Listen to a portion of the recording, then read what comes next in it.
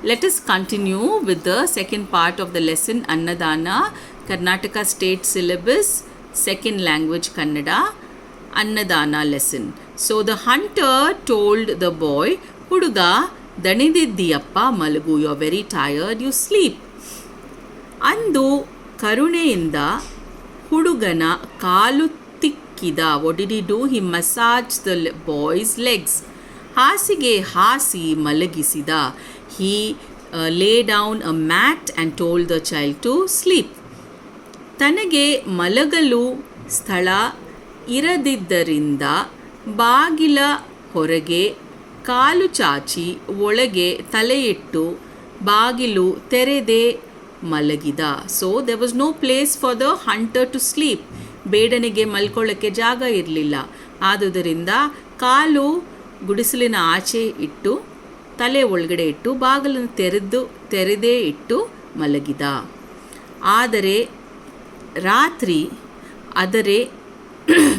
ಆದರೆ ರಾತ್ರಿ ಹುಲಿ ಬಂದು ಒಳಗರ್ದ ಮಲಗಿದ್ದ ಬೇಡನನ್ನು ಕೊಂದು ತಿಂದು ಹಾಕಿತು. Very sad. A tiger came and killed the hunter and ate him up. ರಕ್ತದ ರುಚಿ ಹತ್ತಿ ಒಳಗೆ ಹೋಗಿ ಅವನ ಹೆಂಡತಿಯನ್ನು ತಿಂದು ಹಾಕಿತು. It ate the wife also because the tiger found the taste of blood to be very good. ಹೊಟ್ಟೆ ತುಂಬಿದ ಹುಲಿ ಆ ಹುಡುಗನನ್ನು ನೋಡದೆ ಹಾಗೇ ಹೋಯಿತು. So the tiger did not eat the boy because his stomach was already full. He didn't even look at him. ಮುಂಜಾನೆ, in the morning, ಇವನೆದ್ದು ನೋಡಿದರೆ ಇಬ್ಬರ ಎಲುಬುಗಳನ್ನು ಬಿಟ್ಟು ಬೇರೇನೂ ಇರಲಿಲ್ಲ. In the morning, ಮುಂಜಾನೆ, when the boy got up, he saw only bones of both those people and nothing else. ಪಾಪ, ಬಹಳ ಅನ್ಯಾಯವಾಯಿತೆಂದು ಹಳಹಳಿಸಿ ಮತ್ತೆ ಪ್ರಯಾಣ ಮಾಡಿದ. What did he say? He said, so sad, this is not fair. And he ದುಃಖದಿಂದ, ಹಳಹಳಿಸಿ ಅಂದರೆ ತುಂಬ ದುಃಖದಿಂದ ಮತ್ತೆ ಅವನ ಪ್ರಯಾಣ ಶುರು ಮುಂದುವರಿಸ್ಕೊಂಡ. ಅಂದರೆ he started out on his journey. What was his journey? He wanted to go and ask Lord Shiva a question in Kailasa. ದಾರಿಯಲ್ಲಿ ಒಬ್ಬ ರಾಜ ತಲೆಯ ಮೇಲೆ ಕೈ ಹೊತ್ತು ಕೂತಿದ್ದ. What happened on the way? On the way he saw a king, Raja, putting his hand on his head and sitting very sadly. ಇವನನ್ನು ನೋಡಿ, ಹುಡುಗ ಎಲ್ಲಿ ಹೊರಟಿರುವೆ ಅಂದ. He looked at the boy and the king asked him, where are you going? ಒಂದು ಪ್ರಶ್ನೆ ಇದೆ, ಅದನ್ನು ಕೇಳಲು ಶಿವನ ಬಳಿಗೆ ಹೋಗುತ್ತಿದ್ದೇನೆ ಎಂದ. So he told the king, I have a question to ask Shiva. So I'm going there. So what did the king say? ಹಾಗಿದ್ದರೆ ನನ್ನದು ಒಂದು ಪ್ರಶ್ನೆ ಇದೆ, ಕೇಳಿಕೊಂಡು ಬರುತ್ತೀಯಾ ಎಂದ ರಾಜ. ಏನದ್ದು ಎಂದ ರಾಜ. ಏನದು? ಕೋಟಿ ಹಣ ಖರ್ಚು ಮಾಡಿ ಒಂದು ಕೆರೆ ಕಟ್ಟಿಸಿದೆ, ತಟ್ಟಂತ ಒಂದು ಹನಿ ನೀರಿಲ್ಲ, ಯಾಕೆಂದು ಕೇಳಿಕೊಂಡು ಬರುತ್ತೀಯಾ? So what did the king say? The king said, you're going to ask a question to Shiva, no? Please ask one question for me also. And then the boy asked, what's the question? So the king said, I spent over 1 crore of rupees and tried to get a huge lake, but not even a single drop of water is there in my lake. Please ask Lord Shiva why this has happened. So the boy said, ಆಗಲೆಂದು ಹುಡುಗ ಮುಂದೆ ಹೊರಟ. ಮುಂದೆ ಹೋಗುವಷ್ಟರಲ್ಲಿ ಒಬ್ಬ ಕುಂಟ ಕುಳಿತಿದ್ದ. ಅವನು, ತಮ್ಮ, ನನ್ನ ಕುಂಟುತನಕ್ಕೆ ಏನು ಕಾರಣವೆಂದು ಕೇಳಿಕೊಂಡು ಬಾ ಅಂದ. ಆಗಲೆಂದು ಹುಡುಗ ಮುಂದೆ ಹೊರಟ. So who was the next person who the boy saw? The boy saw a crippled person, a person with one leg. Okay, with only one leg working and the other leg had a problem. Okay, kunta. What did the kunta say? Please ask one question that to Shiva, that why am I like this? Okay, why am I a kunta? So the boy said okay, and he went on his journey. Then what happened? ಮುಂದೆ ದಾರಿಯಲ್ಲಿ ಒಂದು ಹುತ್ತ ಸಿಕ್ಕಿತು. ಹುತ್ತ is a place of the anthill where the snake stays. ಅದರಲ್ಲಿ ಅರ್ಧ ಹೊರಗೂ ಅರ್ಧ ಒಳಗೂ ಸಿಕ್ಕಿಕೊಂಡು ಹಿಂದಕ್ಕೂ ಮುಂದಕ್ಕೂ ಚಲಿಸಲಾರದ ಒಂದು ಸರ್ಪವಿತ್ತು. ಸರ್ಪ means snake. So the snake was stuck in the anthill in the hole, and it could not go in front and could not go at the back. So ಅದಕ್ಕೂ ತನ್ನ ಪ್ರಯಾಣದ ಉದ್ದೇಶ ಹೇಳಿದ. So the boy told the snake also where he is going. ಅದು ನನ್ನ ಇಂಥ ಸ್ಥಿತಿಗೆ ಏನು ಕಾರಣ ಕೇಳಿಕೊಂಡು ಬಾ ಎಂದಿತು. What did the snake ask the boy to ask Lord Shiva? Please ask Lord Shiva, why am I like this? I am half outside and half inside. I can't go in, I can't go out. Please ask Shiva why this problem has come to me. ಹುಡುಗ ಆಗಲೆಂದು ಹೇಳಿ ಮುಂದಕ್ಕೆ ಹೊರಟ. ಹೋದ ಸೀದಾ ಕೈಲಾಸ ಪರ್ವತಕ್ಕೆ ಹೋದ. Where did he reach? Finally he reached Kailasa ಪರ್ವತ. ಅಲ್ಲಿ ಶಿವ ಪಾರ್ವತಿ ಕುಳಿತಿದ್ದರು. ಹೋಗಿ ನಮಸ್ಕರಿಸಿದ. ಶಂಭೋ, ಅನ್ನದಾನದ ಪುಣ್ಯ ಏನು ಹೇಳಬೇಕು ಎಂದ. So finally he asked his question. Shambho is what we call Shiva.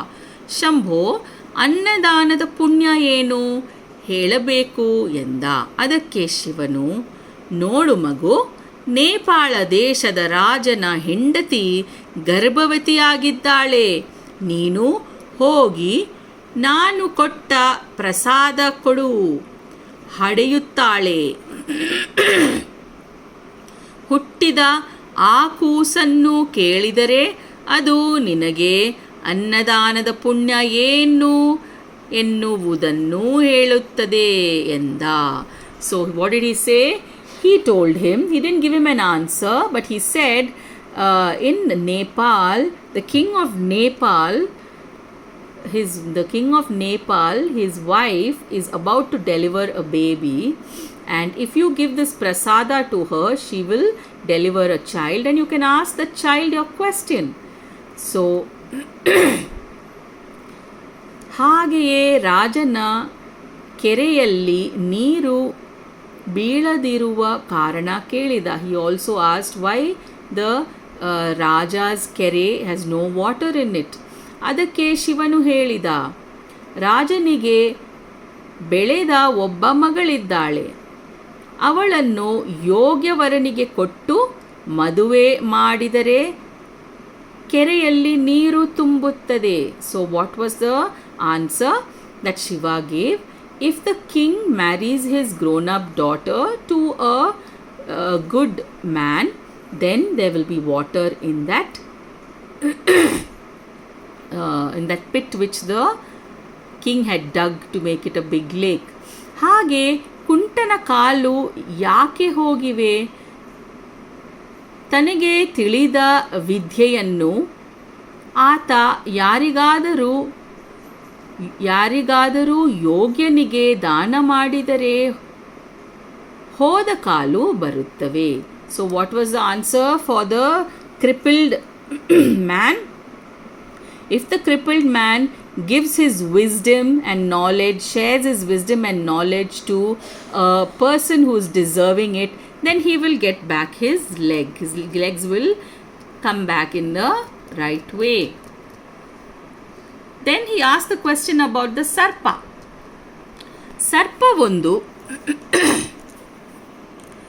ಸರ್ಪ ಒಂದು ಹುತ್ತದ ಒಳಗೂ ಹೋಗದೆ ಹೊರಗೂ ಬರಲಾರದೆ ಸಿಕ್ಕಿಕೊಂಡಿದೆಯಲ್ಲ, ಏನು ಕಾರಣ?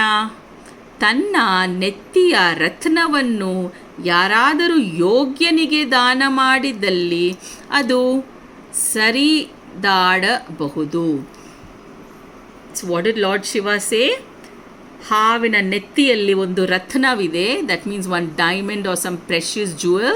If he gives that to a deserving person, then the snake will be free from its problem of not being able to go in or come out of the ant hole. ಹೀಗೆ ಎಲ್ಲ ಪ್ರಶ್ನೆಗಳಿಗೂ ಉತ್ತರ ಕೇಳಿಕೊಂಡು ಶಿವ ಪಾರ್ವತಿಯರಿಗೆ ನಮಸ್ಕರಿಸಿ ಪ್ರಸಾದ ತೆಗೆದುಕೊಂಡು ತಿರುಗಿ ಬಂದ. So he paid his respects to Shiva Parvati, took the prasad and came out and set back on his journey back home. Not back home, but to Nepal to meet the king and give the prasad to the king's wife. ಬರುವಾಗ ದಾರಿಯಲ್ಲಿ ಮೊದಲು ಸರ್ಪ ಸಿಕ್ಕಿತು. So first they he found the snake. ಹುಡುಗ ಕೇಳಿದೆಯಾ ನನ್ನ ಪ್ರಶ್ನೆ ಎಂದಿತು. ಹೌದು ಕೇಳಿದೆ. ನಿನ್ನ ನೆತ್ತಿಯಲ್ಲೊಂದು ರತ್ನ ಇದೆಯಂತೆ, ಅದನ್ನು ಯೋಗ್ಯನಿಗೆ ದಾನ ಮಾಡಿದರೆ ನೀನು ಸರಿದಾಡಬಹುದಂತೆ ಎಂದ. So he told the snake, there is a ratna on your forehead. If you give it to a deserving person, then you will be able to go in and come out freely.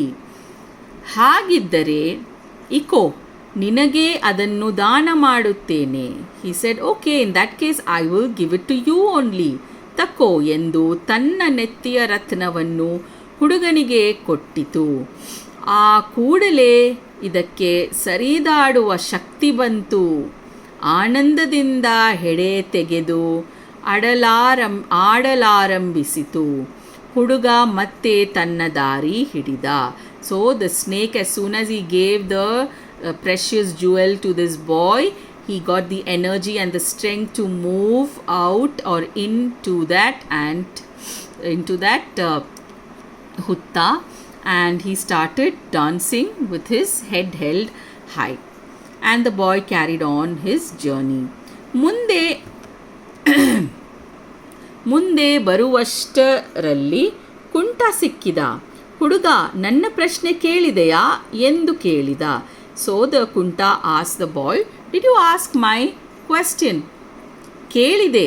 ನಿನ್ನ ಹತ್ತಿರ ಇರುವ ವಿದ್ಯೆಯನ್ನೆಲ್ಲ ಒಬ್ಬ ಯೋಗ್ಯನಿಗೆ ದಾನ ಮಾಡಿದರೆ ನಿನ್ನ ಕಾಲು ಬರುತ್ತವಂತೆ ಎಂದ ಹುಡುಗ.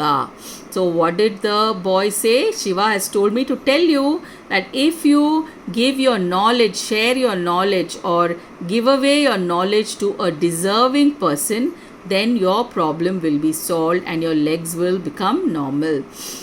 ಹಾಗಿದ್ದರೆ ನಿನ್ನಕ್ಕಿಂತ ಯೋಗ್ಯ ಯಾರಿದ್ದಾರು? ಇಕೋ, ನನಗೆ ಗೊತ್ತಿರುವ ವಿದ್ಯೆಯನ್ನು ನಿನಗೆ ದಾನ ಮಾಡುತ್ತೇನೆ. So he said, who is the better deserving person than you? So I'll give you only my knowledge. ಎಂದು ಹೇಳಿ ಕುಂಟ ತನ್ನ 64 ವಿದ್ಯೆಗಳನ್ನೆಲ್ಲ ಇವನಿಗೆ ಧಾರೆ ಎರೆದ. How many ವಿದ್ಯೆಸ್ he had? 64, 64. ಧಾರೆ ಎರೆದ means giving away to someone. ಅವನಿಗೆ ಕಾಲು ಬಂದವು. ಆನಂದದಿಂದ ಕುಣಿದಾಡಿದ. ಹುಡುಗ ಮತ್ತೆ ತನ್ನ ದಾರಿಯನ್ನು ಹಿಡಿದು ಹೊರಟ. ಇನ್ನಷ್ಟು ಮುಂದೆ ಬಂದ. ತಲೆಯ ಮೇಲೆ ಕೈ ಹೊತ್ತಿದ್ದ ರಾಜ ಸಿಕ್ಕಿದ. ಇವನನ್ನು ಕಂಡೋಡನೆ ಹುಡುಗ ನನ್ನ ಮಾತನ್ನು ಕೇಳಿದೆಯಾ ಎಂದ. ಹೌದು ಕೇಳಿದೆ. ನಿನ್ನ ಬೆಳೆದ ಮಗಳನ್ನು ಒಬ್ಬ ಯೋಗ್ಯವರನಿಗೆ ಕೊಟ್ಟು ಮದುವೆ ಮಾಡಿದರೆ ಕೆರೆಯಲ್ಲಿ ನೀರು ತುಂಬುತ್ತದಂತೆ. So he told the king what Shiva had told him to say. ನಿನ್ನಗಿಂತ ಯೋಗ್ಯವರ ಇನ್ನಾರಿದ್ದಾರು, ಬಾ ಎಂದು ಹೇಳಿ ರಾಜ ತನ್ನ ಮಗಳನ್ನು ಆ ಹುಡುಗನಿಗೆ ಮದುವೆ ಮಾಡಿಕೊಟ್ಟ. ಬೆಳಗಾಗುವಷ್ಟರಲ್ಲಿ ಕೆರೆ ನೀರಿನಿಂದ ತುಂಬಿ ತುಳುಕಾರಂಭಿಸಿತು. ಬೈ ಮಾರ್ನಿಂಗ್ ದ ಕೆರೆ ವಾಸ್ ಫಿಲ್ಡ್ ವಿತ್ ವಾಟರ್. ಹುಡುಗ ಹೆಂಡತಿಯನ್ನು ಕರೆದುಕೊಂಡು ನೇಪಾಳ ದೇಶಕ್ಕೆ ಬಂದ. ಆ ದೇಶದ ರಾಜನ ಹೆಂಡತಿ ದಿನ ತುಂಬಿದ್ದರೂ ಹೆಡೆಯಲಾರದೆ ಸಂಕಟ ಪಡುತ್ತಿದ್ದಳು. Though the days for the delivery was up, though it was already time for the delivery, the queen of the king from Nepal was not able to deliver the child, and she was in very deep pain. ಹುಡುಗ ಹೋಗಿ ಶಿವನ ಪ್ರಸಾದ ಕೊಟ್ಟ. The boy went and gave Shiva's prasada to her. ಅವಳು ಆ ಕ್ಷಣವೇ ಬಂಗಾರದಂಥ ಮಗನನ್ನು ಹಡೆದಳು. That same minute she gave birth to a little boy who was compared to gold. ಬಂಗಾರದಂಥ ಮಗನನ್ನು ಹಡೆದಳು. ಕೂಸಿಗೊಂದು ಪ್ರಶ್ನೆ ಕೇಳಬೇಕಾಗಿದೆ, ದರ್ಬಾರಿಗೆ ತರಿಸಬೇಕು ಎಂದು ಹುಡುಗ ಹೇಳಿದ. So what did the boy say? The boy said, I need to ask the little boy a question. Can you please bring him to the darbar? Darbar is the place where the king and his officials meet to discuss matters of government and other things related to the country. ಎಂದು ಹುಡುಗ ಹೇಳಿದ. ಎಲ್ಲರಿಗೂ ಆಶ್ಚರ್ಯವಾಯಿತು. Everybody was shocked that how can a little boy answer any questions? ಆದರೂ ಕೂಸನ್ನು ದರ್ಬಾರಿಗೆ ತಂದು ಬಂಗಾರದ ತಟ್ಟೆಯಲ್ಲಿಟ್ಟು ಹುಡುಗ ಹೇಳಿದ. Still they bought the little boy in a golden plate, and the boy asked the baby a question.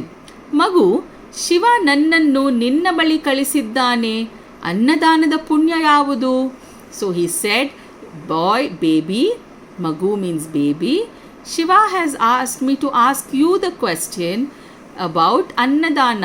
ಅನ್ನದಾನದ ಪುಣ್ಯ ಯಾವುದು? ಈ ಮಾತನ್ನು ಕೇಳಿ ತಟ್ಟೆಯಲ್ಲಿದ್ದ ಮಗು ಪಕಪಕ ನಕ್ಕು ಮಾತಾಡಿತು.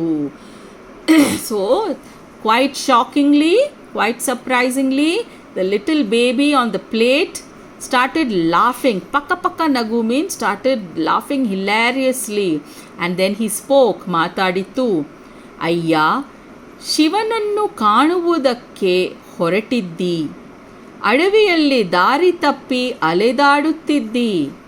ಆಗ ಒಬ್ಬ ಬೇಡ ಬಂದು ನಿನ್ನನ್ನು ತನ್ನ ಗುಡಿಸಲಿಗೆ ಕರೆದುಕೊಂಡು ಹಣ್ಣು ಹಾಲು ಕೊಟ್ಟಿದ್ದು ನೆನಪಿದೆಯೇ? So the baby asked the boy, do you remember that you were roaming in the forest and a hunter asked you to come to his house, and he took care of you and he gave you a lot of food and milk, fruits and milk? So the boy said, ಹೌದು, ಹಾಗೆ ಮಾಡಿದ್ದ ಬೇಡ ನಾನೇ. So what did the baby say? The hunter who did that to you is me.